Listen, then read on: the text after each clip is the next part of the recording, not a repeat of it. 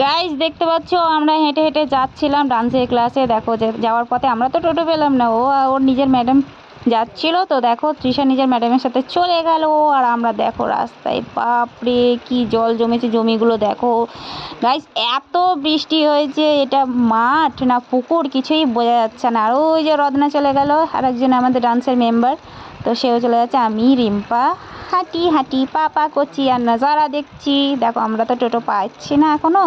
আর সামনেই একটা কেনেল ছিল, কেনেলে এখানে দেখো অনেকজনা মাছ ধরবে বলে না, তো এখানে জাল দিয়েছিল, তো সেই জালেতে একটা ঢোড়া সাপ ঢুকেছিল। বাপরে ভয়ও লাগছিল, কিন্তু কি করব। দেখো সিনটা কিন্তু দেখতে খুব সুন্দর লাগছিল, দেখো এত জল।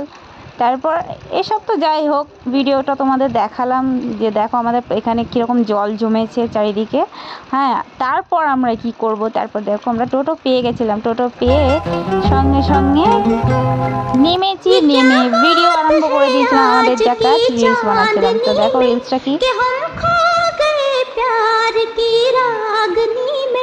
ये बाहों में बाहें, ये बहकी निगाहें, लो आने लगा जिंदगी का मजा, ये रातें ये मौसम नदी का কিনারাটাও দেখো একদম ঠিক গানের সাথে সাথেই মিলেছে।